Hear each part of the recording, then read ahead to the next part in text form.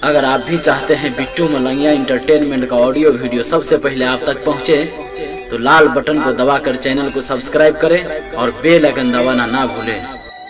सुन साले पाकिस्तानियों, अगर तुम लोग मर्द हो तो सामने से वार करो या पीछे से वार करते हो। अगर मेरे 40 जवान शहीद हुए हैं तो 40 के बदले में 444 ले लूंगा, लेकिन तू है तो साला जानवर की तरह मत जी जिंदगी, इंसान की तरह जिया। सामने से आ, हिंदुस्तान जिंदाबाद, हिंदुस्तान जिंदाबाद। सरवन मोबाइल शॉप, घुर्मी बाजार, नेपाल। चाचा हो नरेंद्र मोदी, छूट दे दो भारत के जवान के, जवान के, जवान के। चाचा हो नरेंद्र मोदी, छूट दे दो भारत के जवान के। बॉर्डर पर सीना तान के मिटा दी पाकिस्तान के। बॉर्डर पर सीना तान के मिटा दी पाकिस्तान के।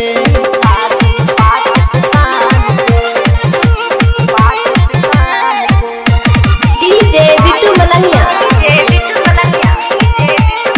मधुबनी।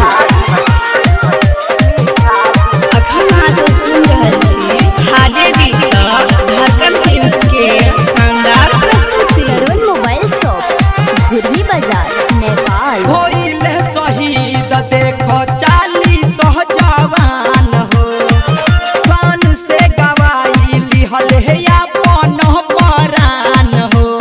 सुन साले पाकिस्तानियों, मिटा देंगे। होइले शहीद देखो 40 जवान हो, शान से गवाई लिहल है अपन प्राण हो। रोवताटे सारा लोगवा अपना हिंदुस्तान के। बॉर्डर पर सीना तान के मिटा देब पाकिस्तान के। बॉर्डर पर सीना तान के मिटा देब पाकिस्तान के। अखन अहाँ सब सुन रहल छी हाजे दी सँ धड़कन फिल्म्स के शानदार प्रस्तुति। मिटा देब पाकिस्तान के। डीजे बिट्टू मलंगिया, मिटा देब पाकिस्तान। मधुबनी। सरवन मोबाइल शॉप, घुर्मी बाजार, नेपाल। बार बार करतावे उहे अत्याचार हो, धड़कन धर्मेंद्र करता के विचार हो। दम है तो सामने से वार कर।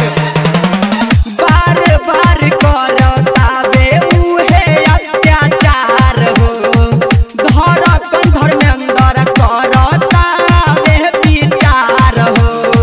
यादव आतिश कहतावे सर पे कफन बांध के। बॉर्डर पर सीना तान के मिटा देब पाकिस्तान के। बॉर्डर पर सीना